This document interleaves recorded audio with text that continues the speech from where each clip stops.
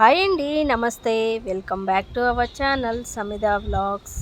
ఈరోజు నేను మీతోటి నోటికి ఎంతో కమ్మగా ఉండే గంగవల్లి పప్పునైతే చేసి చూపిస్తానండి. దానికోసం అయితే ముందుగా ఇక్కడ నేను ఒక హాఫ్ కేజీ వరకు కందిపప్పునైతే తీసేసుకున్నాను. మనం పెసరపప్పుతో కూడా చేసేయచ్చు ఈ కర్రీ అన్నది. కాకపోతే ఈరోజు నేను కందిపప్పు వేసి చేస్తున్నాను. కందిపప్పు ముందుగా ఒక 3 to 4 టైమ్స్ మంచిగా వాష్ చేసేసుకోవాలండి. వాష్ చేసుకున్న తర్వాత మనం తగినన్ని వాటర్ అన్నవి వేసేసుకొని 4 విజిల్స్ వచ్చేంత వరకు మనం కుక్ చేసేసుకోవాలి.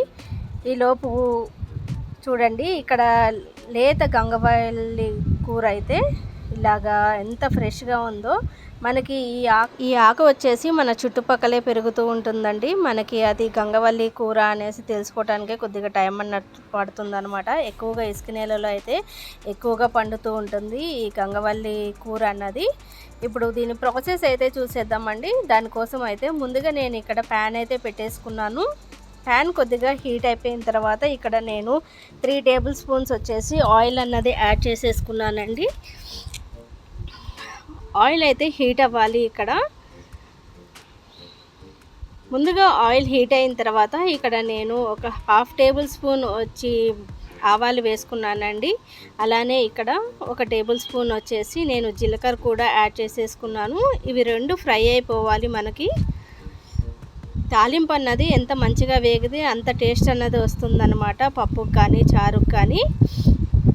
ఇలాగ ఫ్రై అయిన తర్వాత ఇక్కడ నేను 4-5 దంచిన వెల్లుల్లి అయితే వేసేసుకుంటున్నానండి.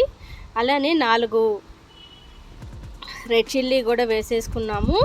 ముఖ్యంగా ఎప్పుడైనా కానీ మనం తాలింపు వేసేటప్పుడు ఎండుమిర్చి అన్నది మంచి రోల్ ప్లే చేస్తూ ఉంటుంది కదండి. కాబట్టి వీలైనంత వరకు అయితే ఎక్కువగానే నేను వేసుకుంటూ ఉంటాను అనమాట. అలానే ఇక్కడ నేను కరివేపాకు కూడా వేసేసుకున్నాను. అవి పూర్తిగా ఫ్రై అయిపోయిన తర్వాత ముందుగా కట్ చేసుకున్న ఒక ఆనియన్ అయితే వేసేసుకున్నాను. ఆనియన్ కొద్దిగా ఫ్రై అయిపోయిన తర్వాత ఇక్కడ గ్రీన్ చిల్లీ అయితే ఒక సన్నగా కట్ చేసి వేసుకున్నానండి. ఒక 4-5 గ్రీన్ చిల్లీని వేసేసుకోవాలి.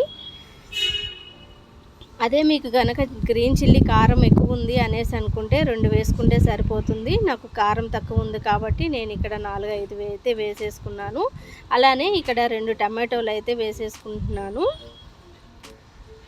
నేను ఇక్కడ పెద్ద సైజు టమాటోలు 2 తీసుకున్నానండి.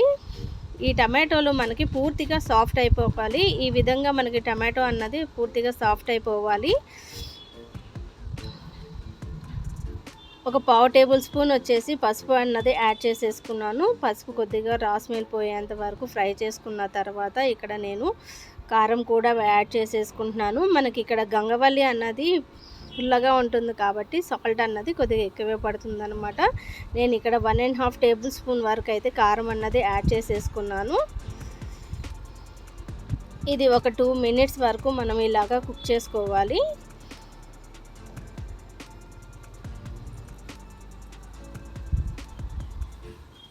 అలా కుక్ చేసుకున్న తర్వాత టేస్ట్కి సరిపడా సాల్ట్ అన్నది యాడ్ చేసేసుకుంటున్నాను.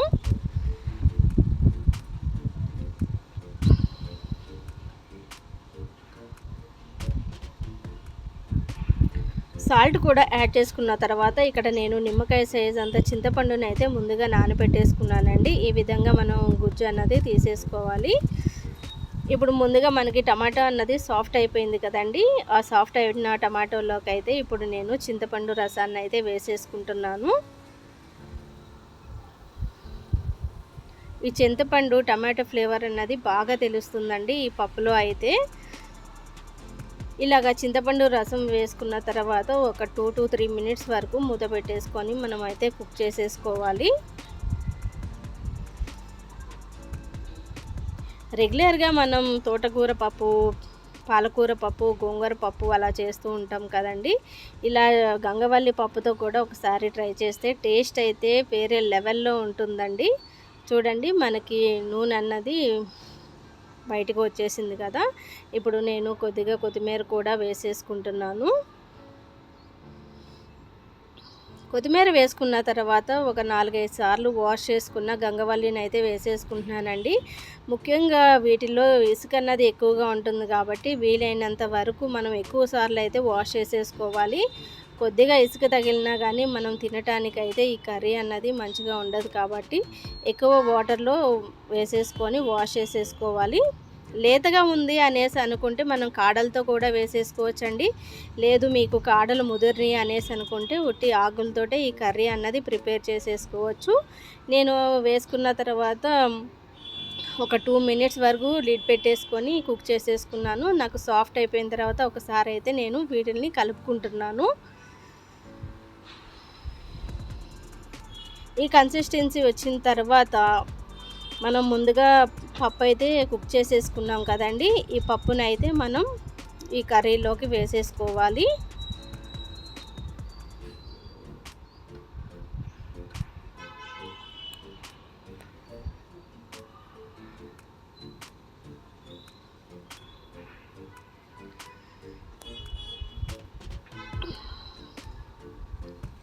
ఈ కన్సిస్టెన్సీలో వచ్చేంత వరకు కుక్ చేసేసుకుంటే సరిపోతుంది. లేదు మీరు ఇక్కడ వాటర్ యాడ్ చేయాలి అనేసి అనుకుంటే కొద్దిగా వాటర్ అన్నది యాడ్ చేసేసుకోవచ్చు. మనకి గంగవల్లి అన్నది త్వరగానే కుక్ అవుతుందండి. లీవ్స్ అన్నది మనకి చాలా హార్డ్గా ఉంటాయి కానీ చాలా త్వరగా కుక్ అయిపోతుందన్నమాట. ఈ కన్సిస్టెన్సీ వచ్చేంత వరకు మనం పప్పు అన్నది కుక్ చేసేసుకోవాలి.